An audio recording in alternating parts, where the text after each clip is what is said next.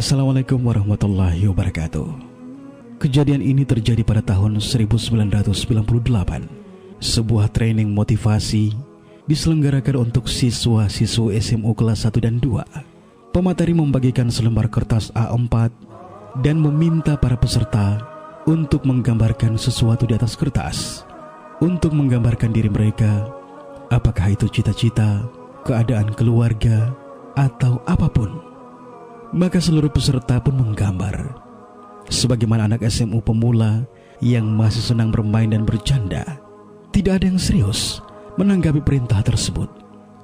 Gambar mereka hanya candaan, menggambar ini dan itu. Sampai seorang dari mereka, seorang siswi kelas 1 SMU menyerahkan gambarnya yang berbeda dari yang lainnya. Gambar bunga mawar yang dipenuhi duri dengan background warna hitam. Pemateri menanyainya, "Kamu menggambar apa?" Dia menjawab, "Saya menggambar mawar berduri." Ditanya lagi, "Apa maksudnya?" Dan dia mengatakan, "Mawar itu sempurna karena ada durinya. Mawar itu sempurna justru karena punya duri.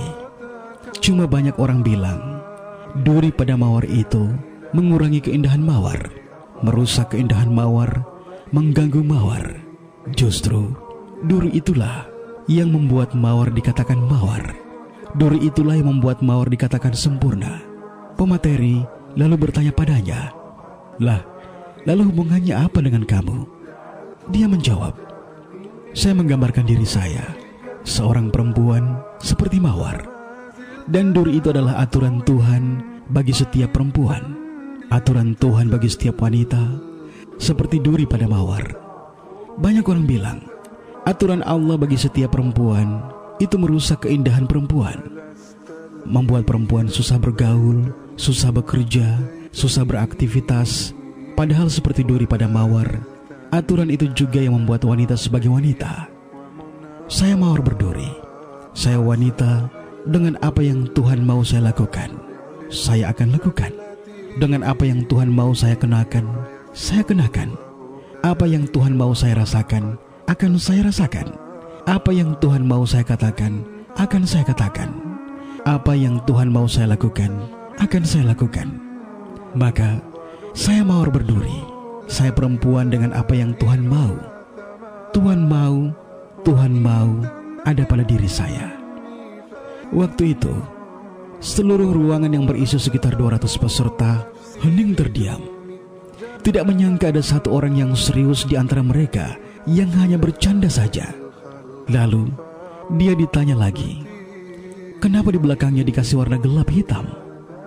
Kan bisa dipilih warna kuning, hijau, merah, biru, atau yang lainnya. Kenapa dikasih warna gelap?" Siswi kelas 1 SMA itu memberi jawaban yang luar biasa. "Saya tidak mau menjadi mawar berduri di tengah taman. Kalau saya menjadi mawar berduri di tengah taman, gampang orang untuk memetik saya, mudah untuk memetik saya. Hanya ada denda 50.000 atau 2 bulan kurungan, lalu orang memetik saya dengan sangat mudah. Saya tidak mau seperti itu. Saya ingin menjadi mawar berduri di tepian jurang. Makanya saya mewarnainya dengan warna gelap di belakangnya.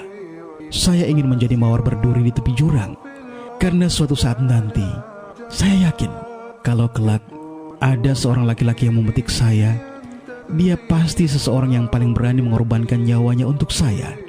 Resikonya besar di tepi jurang. Nyawa, bukan sekedar denda, bukan sekedar kurungan beberapa bulan saja." Luar biasa, luar biasa. Seluruh isi ruangan bersorak terkagum-kagum dengan pemikiran siswi ini.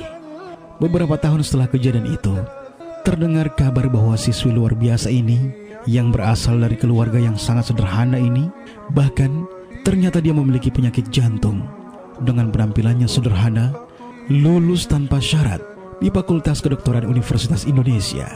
Dan sekarang dia sudah berkeluarga dan punya anak, serta berhasil menjadi dokter spesialis di Depok.